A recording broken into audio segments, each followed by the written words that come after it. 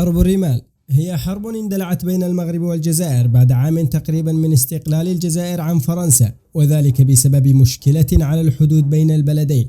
بالرجوع في الزمن إلى الوراء قليلا للوصول إلى أصل المشكلة الحدودية بين الدولتين، نجد أن الاستعمار الفرنسي لعب دورا كبيرا في زرع الفتنة والتفرقة بين البلدين الشقيقين.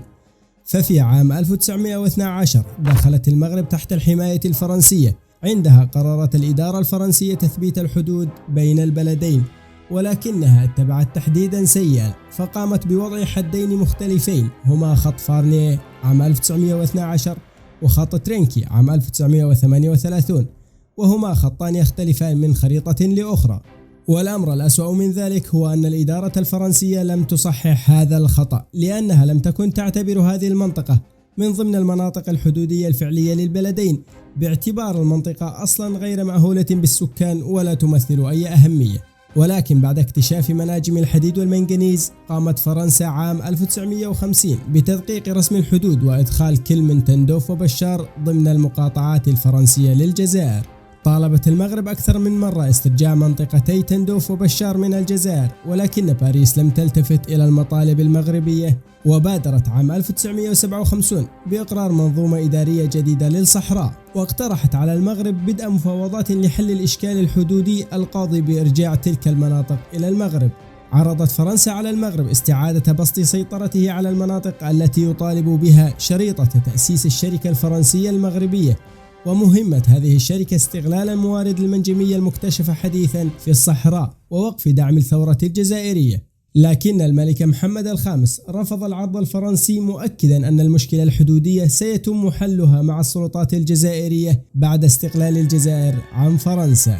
فقامت المغرب في 6 يوليو 1961 بتوقيع اتفاق مع فرحات عباس رئيس الحكومة الجزائرية المؤقتة، يعترف فيها بوجود مشكلة حدودية بين البلدين، وينص على ضرورة بدء المفاوضات لحله مباشرة عند استقلال الجزائر. كانت فرنسا مستاءة من دعم المغرب للجزائر، لذلك عرضت مقترحها الذي كان ملغوما، فقد كانت تريد من خلاله وقف دعم المغرب للثورة الجزائرية وقادتها وقطع إمدادات السلاح عن الثوار الجزائريين، ولكنها لم تنجح. بعد أن نجح ثوار الجزائر في طرد الاحتلال الفرنسي وإعلان استقلال البلاد عام 1962، بادر أحمد بن بلة أول رئيس للجزائر للتأكيد على أن التراب الجزائري جزء لا يتجزأ. ورفض أحمد بن بلة وجيش التحرير الوطني الجزائري كل فكرة التفاوض حول التنازل عن أي أرض حررت بدماء الشهداء لصالح المغرب، رغم أن جبهة التحرير الجزائرية قبل استقلال الجزائر أقرت في اتفاق رسمي مع المغرب وجود مشاكل حدودية بسبب فرنسا.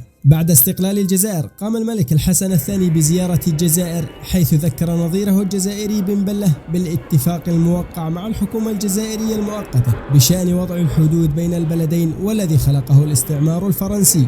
طلب الرئيس بن بلة من الحسن الثاني تأجيل مناقشة الأمر إلى حين استكمال بناء مؤسسات الدولة الحديثة، ليتراجع فيما بعد عن الاتفاق الذي سبق الحكومة الجزائرية المؤقتة أن أبرمته مع المغرب. اندلعت بعد زيارة ملك المغرب للجزائر حرب إعلامية بشكل مفاجئ بين البلدين، حيث صرحت الجزائر أن المغرب لديه أطماع توسعية في المنطقة، وكانت الحملة الجزائرية مدعومة إعلاميا من طرف مصر بقيادة جمال عبد الناصر، الذي كان يبحث عن امتداد لمصر في منطقة المغرب العربي ويصنف الأنظمة الملكية العربية كأنظمة رجعية. رفض حزب الاستقلال المغربي موقف النظام الجزائري والحملة الإعلامية الجزائرية المدعومة مصريا ضد المغرب، ورأى فيها عناصر قلق تهدد وحدة البلاد.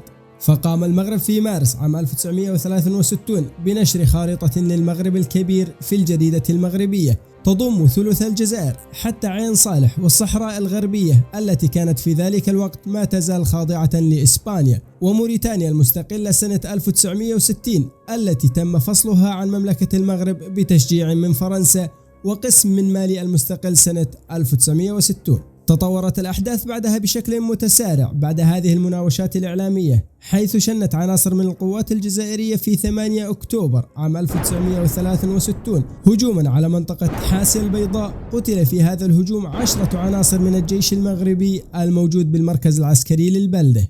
اختارت المغرب الطريق السلمي، فسارعت بعد الحادث إلى إرسال أكثر من وفد رسمي إلى الرئيس الجزائري بن بلة للاحتجاج على ذلك الهجوم المفاجئ على الجنود المغاربة وغيره من الهجمات التي اتهمت الرباط أطرافا جزائرية بالقيام بها على مناطق حدودية بين الدولتين جنوبا وشمالا، منها منطقة تنجوب وإيش. وصل الجانبان إلى طريق مسدود وأغلقت أبواب التفاوض بعد فشل جميع المساعي الدبلوماسية، وبدأت طبول الحرب تقرع بين البلدان الشقيقين. ازدادت التوترات بين البلدين تدريجيا، وبدأ البلدان في تعزيز وجودهما العسكري على طول الحدود، وبدأت الصحافة بنشر أخبار التحشيد العسكري على حدود البلدين. فقامت الجزائر بطرد العمال المغاربة الذين يعملون في الجزائر نحو الحدود المغربية، بينما سجل السكان في تندوف وبشار أنفسهم للحصول على الجنسية الجزائرية. ردت المغرب بطرد تجار جزائريين في مدينة وجدة. نفذت جميع الوسائل بين البلدين، ولم يعد مطروحا سوى الخيار العسكري، فالغلبة الآن هي للأقوى. ظلت المناوشات العسكرية حتى شهر سبتمبر تنسب لعناصر معزولة لتندلع الحرب فعليا في أكتوبر 1963. فقامت الجزائر في 15 أكتوبر بإعلان التعبئة العامة والتحشيد العسكري مدعومة من مصر وكوبا والاتحاد السوفيتي آنذاك، بينما كان تحشيد الجيش المغربي مدعوما من فرنسا والولايات المتحدة الأمريكية. كان الجيش الجزائري يتكون من محاربي جيش التحرير الوطني الذين اعتادوا على حرب العصابات وذوي خبرة في حروب المدن، ولم يكونوا مؤهلين لخوض معارك حقيقية بشكل مباشر، وكان تجهيزهم العسكري بالمعدات الثقيلة ضعيفا. أما الجيش المغربي فقد كان يمتلك تجهيزا حديثا ومتفوقا في أرض المعركة. بعد اكتمال التجهيزات من الطرفين اندلعت مناوشات مكثفة على طول الحدود، ومع مرور الوقت أصبح الاشتباك حقيقي ودار اقتتال عنيف حول واحة تندوف وفكيك. وفي 14 أكتوبر شنت القوات المغربية هجوما عنيفا، وقصفت القوات الجزائرية بالطيران الحربي والمدفعية الثقيلة لتمهد بذلك الطريق للقوات الملكية المغربية لتتمكن بعدها من السيطرة على حاسي البيضاء وتدفع بالقوات الجزائرية نحو طريق بشار تندوف. شكل هذا التدخل للقوات المغربية ضغطا كبيرا على القوات الجزائرية التي قامت أيضا بقصف الجيش المغربي والتمهيد لمقاتليها لفتح جبهة قتال جديدة، ونجحوا بالفعل في السيطرة على مدينة إيش. وإيش هي مدينة مغربية في الصحراء ما وراء المنطقة المتنازع عليها. كان الهجوم على إيش خطة جزائرية لفتح جبهة جديدة لفك الضغط على القوات الجزائرية المهددة في الجنوب والحصول على منطقة يمكن استغلالها في المفاوضات كورقة ضغط على المغرب. واستمر الجيش الجزائري بالتقدم حتى وصل إلى حدود فكيك. الجدير بالذكر أن هذه المواجهة لم تكن متكافئة، فالجيش المغربي بقيادة إدريس بن عمر كان مجهزا جيدا بتجهيز غربي، أي أن أسلحته تعتبر حديثة جدا بالمقارنة مع الجيش الجزائري، وكان الدعم متوفرا على الدوام. أما القوات الجزائرية بقيادة هواري بومدين كان لها خبرة في حروب العصابات والاعتماد على هجمات الكر والفر، ولكنها سيئة التجهيز، وقد تشكلت مؤخرا من حرب العصابات في صفوف جبهة التحرير الوطني وتلقى تذبذبا في التموين، إلا أن المغرب لم يتمكن من اختراق الجزائر. بعد احتدام الصراع وتأزم الموقف قامت كوبا بدعم الجزائر ب 686 رجلا مزودين بطائرات ومدرعات ومدفعية، ومن مصر 1000 جندي، بينما لم يتلقى المغرب أي دعم مباشر من الولايات المتحدة وفرنسا. اندلعت بعد ذلك أكبر معركة في 25 أكتوبر، حيث قامت الجزائر بقصف المواقع المغربية لإجبارها على التراجع، ولكن ذلك لم يفلح.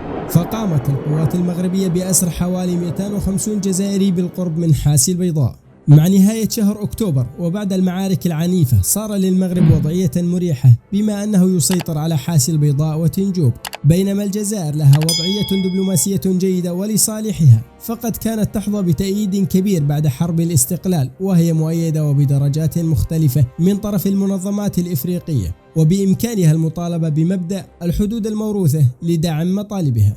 أما المؤكد فهو سقوط آلاف الضحايا من الطرفين وتدمير كل منهما لقوة الآخر، بينما يتفرج المستعمر عليهما من بعيد وهو يقوم ببيع الأسلحة لمزيد من القتل والتدمير. وهذا هو حال شعوبنا العربية، فلا تكاد تسمع بنزاع أو اقتتال إلا على الأراضي العربية. فمتى يمسك الأخ بيد أخيه وينهضا مع بعضهما بوجه المحتل؟ لنعد إلى أرض المعركة. لم يستطع أي من الطرفين الانتصار في المعركة بشكل صريح، إذ تدخلت منظمة الوحدة الإفريقية الإفريقية وجامعة الدول العربية للوساطة بين الطرفين في مفاوضات جرى خلالها الاتفاق على ما يلي: توقيع اتفاق وقف إطلاق النار في 20 فبراير عام 1964، تحديد منطقة منزوعة السلاح، تعيين مراقبين من الدولتين لضمان حياة وسلام هذه المنطقة، تشكيل لجنة تحكيم لتحديد المسؤولية حول من بدأ العمليات الحربية بين البلدين، دراسة مشكلة الحدود بين الطرفين وتقديم مقترحات إيجابية لهما. ماذا لو استمرت المعركة؟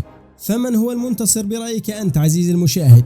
اكتب لنا رأيك في التعليقات فنحن نقرأها جميعا. وأود أن أشكر كل من وصل إلى هذه اللحظة من الفيديو، فأنت تشجعني كثيرا. وإذا أعجبك هذا النوع من الفيديوهات فأتمنى منك أن تضع إعجابا واشتراك ليصلك كل جديد بإذن الله. أستغفرك اللهم وأتوب إليك، والسلام عليكم ورحمة الله وبركاته.